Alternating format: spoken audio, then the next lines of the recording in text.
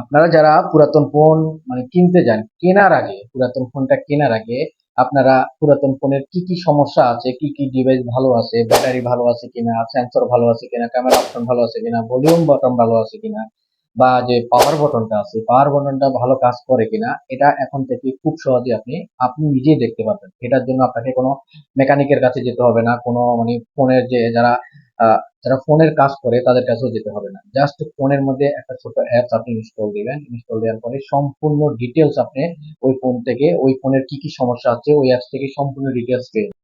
তো যারা যারা পুরাতন ফোন কিনেন, অবশ্যই কেনার আগে এই জিনিসগুলো চেক করে নেবেন। পুরাতন ফোন কেনার পরে দেখা যায় কি অনেকেরই প্রবলেম হয়, ব্যাটারি সমস্যা হয়, বা ভলিউম বাটনের প্রবলেম হয়, পাওয়ার বাটনের প্রবলেম হয়। দেখেন, যারা বিক্রি করবে তারা তো আর এত কিছু দেখে শুনে আপনাদেরকে বিক্রি করবে না, তারা সম্পূর্ণ ফোনের সম্পূর্ণ সমস্যার কথা আপনাকে বলবে না। যদি বলে তাহলে তো সেই ফোনটা আপনি নিবেন না।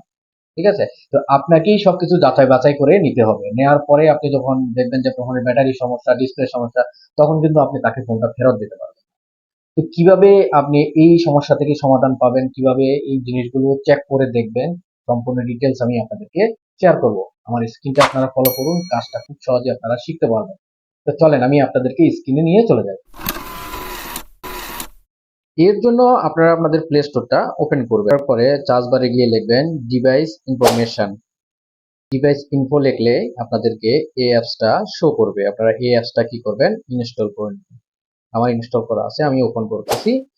ওপেন করার পরে আপনারা একটু ওয়েট করবেন। এখানে দেখবেন ফোনের যাবতীয় ডিটেলস সব চলে আসছে। ঠিক আছে? আপনি কোন কোন কোম্পানি কোন ব্যবহার করেন, ডিসপ্লে সাইজ কত, সবকিছু এখানে শো করবে। আপনি এখানে ডিভাইসে গেলে আপনার ডিভাইস নেম, মডেল সবকিছু এখানে শো করবে। ঠিক আছে?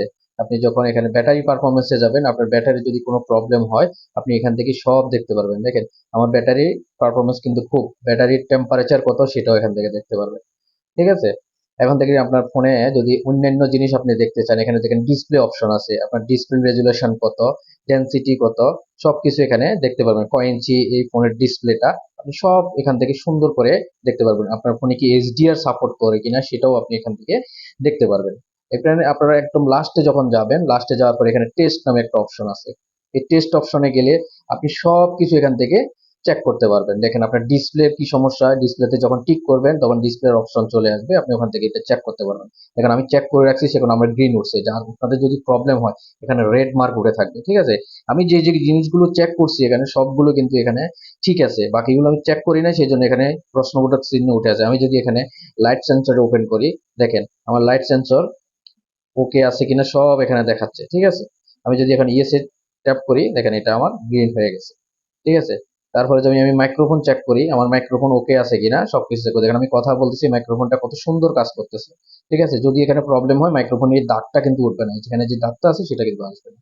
ঠিক আছে? আমি এখানে ইয়েস দিলে মাইক্রোফোনটা এখানে গ্রিন হয়ে যাবে। তো এখানে থেকে আপনি ফোনের যাবতীয় যত কিছু আছে, Bluetooth, finger test, volume up button, volume down button, সবকিছু আপনি এখান থেকে খুব সহজে চেক করে নিতে পারবেন। এখান থেকে চেক করার পরে যে এখানে যদি আপনার সবকিছু ঠিকঠাক থাকে আপনি ফোনটা ক্রয় করতে পারেন। ঠিক আছে? তো এই ভিডিওটা ভালো লাগলে ভিডিওতে লাইক, কমেন্ট, শেয়ার করে দিবেন। ভালো থাকবেন, সুস্থ থাকবেন। ধন্যবাদ সবাইকে।